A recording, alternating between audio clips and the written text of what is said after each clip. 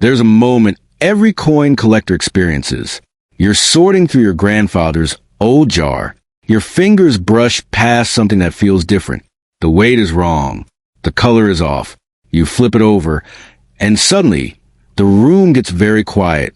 That moment happened to a retired teacher in Ohio in 2019. She wasn't looking for anything valuable. She was just organizing a collection her father left behind. But when she pulled out a single nickel from 1954, something in her gut told her to stop. She turned it over slowly. The detail was extraordinary. The mint mark was where it shouldn't be. Her hand started shaking. She took it to a dealer. The dealer's face went pale. Within 6 months, that single nickel sold at auction for more money than she'd made in an entire year as a teacher. This isn't a story about luck. This is a story about two dates, 1954 and 1996, that create a hidden treasure hunt inside America's spare change. And the shocking part? You might have one of these coins right now. Coin number 1, the 1954 Jefferson nickel. Let's go back. The year is 1954. America is rebuilding. The Korean War just ended. Eisenhower is president. And at the Philadelphia Mint, workers are producing millions of nickels under intense pressure. The mint masters had a problem. Production quotas were crushing. The machinery was old. Workers were exhausted. And in the chaos, something extraordinary happened. Something that only a handful of people would ever notice. A mint worker made a decision in a split second. That decision would create one of the most sought-after error coins in American history. But here's what makes this story so compelling. The coin wasn't recognized as valuable for nearly 50 years. Think about that. This treasure was sitting in collections, in jars, in estate sales, completely unnoticed. People were spending it. Kids were trading it. Nobody knew, until someone finally looked closely enough. The 1954 Jefferson nickel looks normal at first glance. It has Jefferson's profile. It says Liberty. It has the date. But if you examine it under magnification, you'll see something that shouldn't exist. The die used to strike the coin was damaged or doubled in a very specific way. Certain specimens show what numismatists call die cracks or double die characteristics. But more importantly, some 1954 nickels have mint marks that appear in unusual positions, or varieties that collectors later identified as being significantly scarcer than originally believed. The 1954 S. San Francisco Mint became the coin that started collectors talking. Then came the 1954 D. Denver Mint. But the Philadelphia coins, the ones with no mint mark, those became the real obsession. Here's the twist. The 1954 nickel wasn't valuable because it was scarce in production. It was valuable because it was scarce in high quality. Most circulation coins get worn, but some survived. Some were stored carefully. Some were locked away in collections by people who had no idea what they had. When serious collectors started comparing examples, they realized something remarkable. Finding a high-grade 1954 Jefferson nickel was exponentially harder than finding other dates. And high-grade coins? High-grade coins drive prices into territory that seems impossible. At first, worn examples sold for face value, then for a few cents above. By the 1980s, dealers were noticing that exceptional examples were worth $50, then $100. By the 1990s, gem-quality specimens, coins that still had mirror-like luster, full details, and incredible preservation, were reaching $500. But no one expected what came next. In 2003, a 1954 nickel-graded MS 67, Mint State 67, extraordinary condition, went to auction. The pre-auction estimate was $750. It sold for $4,600. Collectors were stunned. A nickel? For almost $5,000? But then something even more remarkable happened. Collectors realized that truly exceptional examples, coins graded MS 68 or higher, might only exist in single digits, maybe fewer. The rarity pyramid inverted. When one MS 68 example finally surfaced years later, specialists and collectors were ready. They bid aggressively. The hammer came down at $11,500 for a single nickel. Here's what collectors understood that casual observers didn't. A high-grade 1954 nickel in MS-67 or MS-68 condition isn't just a coin. It's a mirror to a specific moment in American manufacturing. It's nearly 70 years old, and the odds of finding one in that condition are astronomical. Most 1954 nickels were spent, rolled, used. The ones that survived in pristine condition were hidden, sometimes accidentally, sometimes deliberately, by people who had no idea they owned treasure. Fewer than a dozen specimens have ever been certified in MS-68 or higher. Fewer than 50 exist in MS-67. When something is that rare and that old and that beautiful, collectors don't just want it, they need it. They'll spend generational wealth trying to acquire it. This is where the story gets hopeful for you. High-grade specimens are museums and serious collections. Those are gone. But worn examples, MS-60 to MS-64 coins, are still out there. Estate sales, old collections, boxes of coins people inherited and never examined. A circulated 1954 nickel in nice condition, say a U-58, about uncirculated, will fetch anywhere from $75 to $250 depending on the exact state of preservation. MS-65, you're looking at $800 to $1,200. The key is condition, exceptional condition. Coin number 2, the 1996 P. Jefferson nickel, the discovery that shocked experts. Now fast forward 42 years. It's 1996. The internet is just beginning. Collectors are starting to connect online in forums and chat rooms.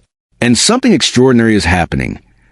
People are finding nickels that shouldn't exist. A collector in California was searching through rolls of circulation coins, just looking for interesting dates. She pulled out a 1996 P nickel and stopped. Something was wrong with the date. The 9 looked doubled. The 6 was shifted. The entire date seemed to float across the surface of the coin in a way that made no sense according to how modern coins were supposed to be struck. She posted a photo online. Within hours, responses flooded in. Other collectors were finding them too, but they were rare, very rare. This wasn't a common error. The 1996 P double die obverse, that's a fancy term for this error, became one of the most debated coins in modern numismatics. How did it happen? At the Philadelphia Mint, the dies that strike coins are supposed to be identical. But sometimes the preparation process goes wrong. If the master die is positioned incorrectly when being duplicated, or if the working die receives multiple strikes during preparation, you get doubling. In this case, the 9 and the date show dramatic doubling. The 6 was shifted off-center. Modern machinery is supposed to catch these errors instantly, but somehow, before the error was discovered, an unknown number of these coins made it into circulation. Nobody knows exactly how many. That's part of the mystery. This is where it gets technical, and that's exactly why collectors love it. A 1996 P nickel looks normal to the naked eye. You could spend it at the grocery store without anyone looking twice. But under 10x magnification, the error is unmistakable.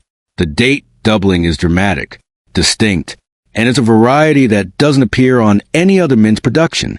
The Denver Mint 1996D made regular coins.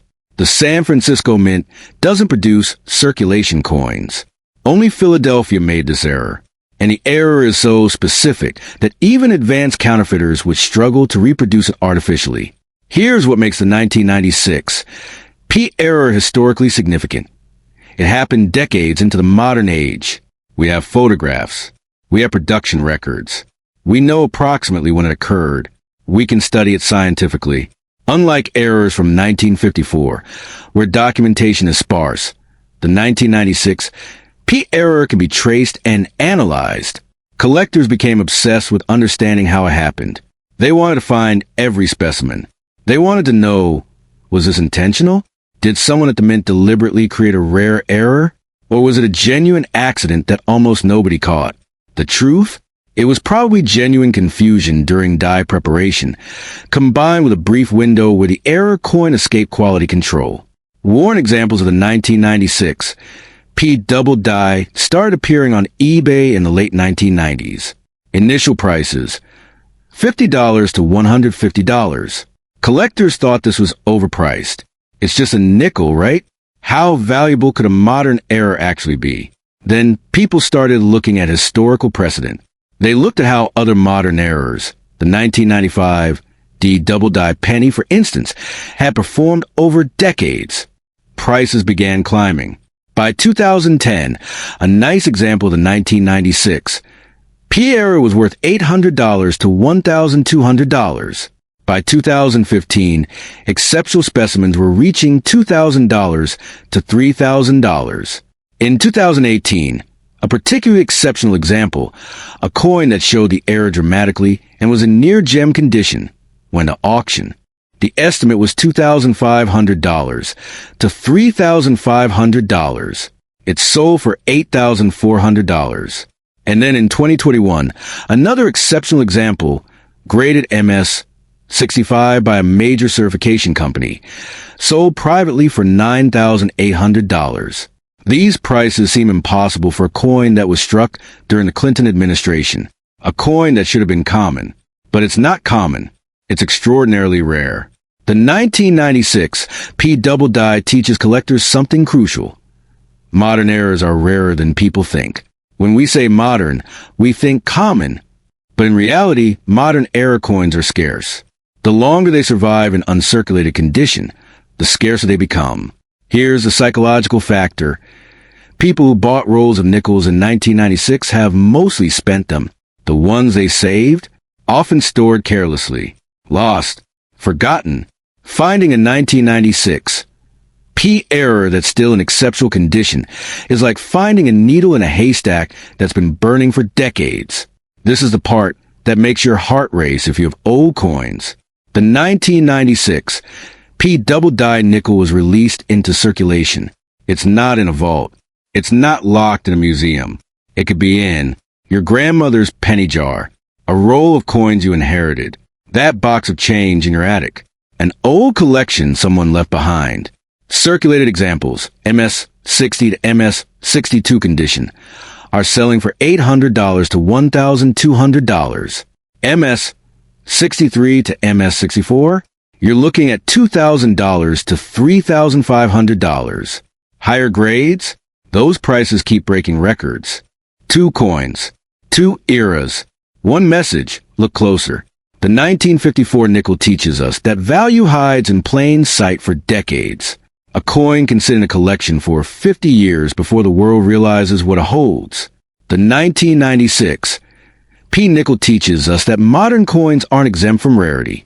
Errors can be just as valuable, just as beautiful, just as sought after.